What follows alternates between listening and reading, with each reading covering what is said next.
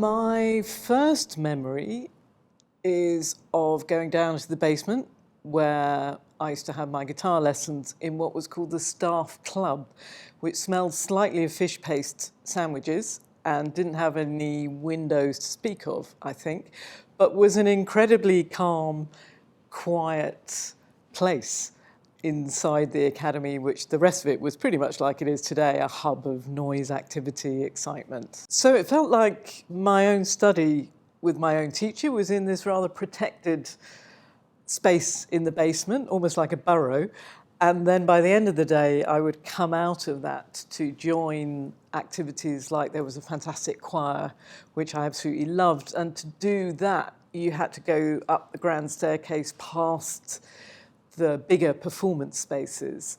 Even the performance space that the guitars played in was the concert room, which again is very basement, very intimate. And so it felt like going up the academy, you got grander and grander and encountered more and more history. I do remember coming in here and being overawed by the sense of history in this place. In those days, there were the prize winners boards all over the walls, which covered the entire, well, I say the entire, not the entire history of the academy, I'm not sure about that, but the boards went back a long way, and one could see great names from the past: Eva Turner, John Barbirolli, Tobias Matte, Dennis Matthews, Christopher Olton, Geoffrey Prattley, all sorts of people. Some names will be remembered still today. So one was immediately aware of the history. And another bit of the history, which always struck me as being slightly odd, but nevertheless it's part of the history, is something which was drawn to our attention by the man who was my keyboard harmony tutor, a man called Hugh Marchant. He used to set us little challenges, and he was prepared to give us a prize. I can't remember what the prize was, but it was probably a pint of beer, knowing him. We were set this chance to see if we could find where the manuscript, the engraving of the manuscript, the first line of the National Anthem was in the academy. Well, can you imagine, just sort of the 5 floors of this building and an annex and so on. I thought this was a bit odd. And I can't remember how I found out, but I did find out. And the first line of the National Anthem is engraved. In fact, come to think about it now, there may be more than one structure, metal structure, part of the academy, what's it called, the lyre, on the central staircase, on the engraved into the banisters. And I think between the first floor and the second floor is where they are. You can see God Save Our Gracious King. First impressions were how different the academy was to previous employers. I worked for really small orchestras before this, chamber orchestras, ensembles, where you would really do everything. Like at Britten Symphonia, I used to fix the computers. I was regularly there at midnight crawling around, cabling up computers. I got here, you weren't allowed to touch the computers. If something's not working, you have to phone IT help desk and somebody will help you. How big the place was, how many people. It felt very formal as well, I think, to start with. I think soon that I realised it wasn't that formal after all, but it just felt very different. My first memory was really coming here for lessons with the late, great trumpet player and teacher, James Watson.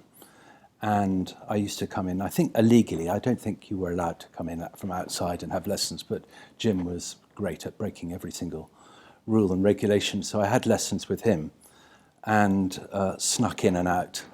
And that was really the only experience I had until I got to Oxford University and we started a brass quintet. And I had a wonderful memory, or have a wonderful memory of coming into the Duke's Hall and playing brass quintets because it was empty. No one stopped us at the front door. And about 15 minutes later, somebody turned up, a very official looking person.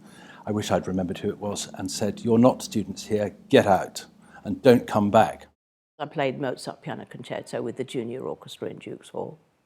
So I've never forgotten that. That was my one-time concerto appearance as a pianist. It was just so wonderful.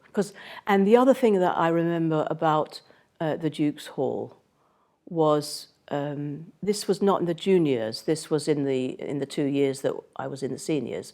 Everybody who was not in the orchestra at that time had to be in the choir. There was a massive choir, and the highlight, and it still is to this day, my choral singing highlight was singing in the chorus of Dream of Gerontius, with John Barbirolli conducting in the Duke's Hall.